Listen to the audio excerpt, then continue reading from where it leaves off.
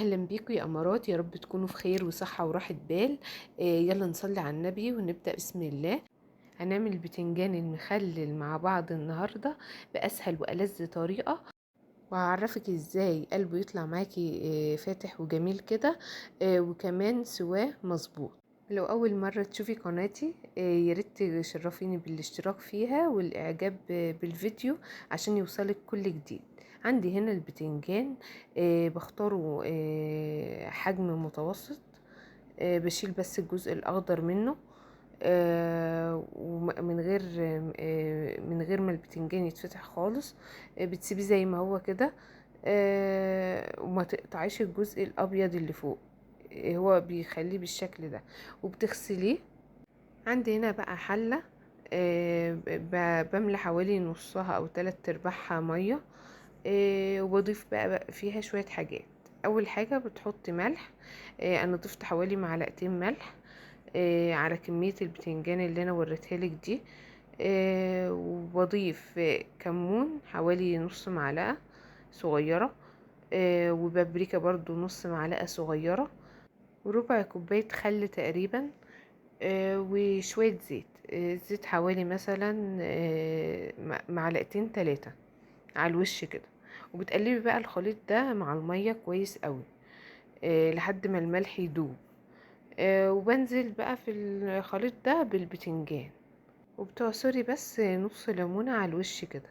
وبتحطي يعني نص الليمونة ده في المية برضو مع البتنجان وهو بيتسلق. بتغطي بقى البتنجان ده بطبق او غطا صغير كده، بحيث ان البتنجان كله ينزل في المية عشان ما يعومش على الوش وكله يبقى سواه واحد. وبس. وبتحطيه على النار لمدة ربع ساعة بالظبط. في ناس بتطلعه قبل كده، بس انا بحبه يكون سواه بالنسبة لي مستوي كويس. فلو انت عايزاه سواه يعني اقل، يبقى ايه 10 دقايق سواه مظبوط وزي الفيديو كده، يبقى تسيبيه ربع ساعة بالظبط. عندي هنا بجهز بقى طبعا الخلطة. عندي توم مفروم، بحب فيه التوم حبة حلوين كده. التوم يعني حوالي معلقتين كبار توم مفروم. بضيف عليهم بقى هريسة شطة كانت عندي في الفريزر، كنت فرستها معاكم قبل كده. خدت منها 3 معالق كبار تقريبا، او اكتر شوية. لو مش عندك هريسة، ممكن تستخدمي الفلفل الاخضر ومعاه شطة خضراء او حمراء وتهرسيهم في الخلاط مع بعض. هيديكي نفس الحاجة دي، بس بصراحة بهرسة الشطة بتبقى تحفة.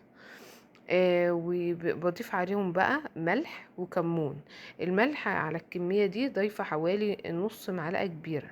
طبعا الملح هنا حسب الرغبة، لان انا ضايفة في هريسة الشطة وانا بعملها ملح. فانا بدوق وحسب يعني الطعم اللي يناسبني بضيف الملح. والكمون حوالي معلقة صغيرة، وخل. الخل حوالي معلقتين كبار. وبتقلبيهم كويس قوي. وطبعا بتعصري ليمونه كامله شايله منها البذر طبعا. وبتقلبي بقى الخلطه دي كويس قوي قوي مع بعض، ووعدك هتاكلي احلى بتنجان. طبعا باجي بقى البتنجان احنا سالقينه من غير ما نكون فتحناه. هنا بفتحه كده بالمعلقه بعد ما يكون برد شويه وصفيته، وبنزل فيه الخلطة. بيطلع معاكي قلبه ابيض وجميل.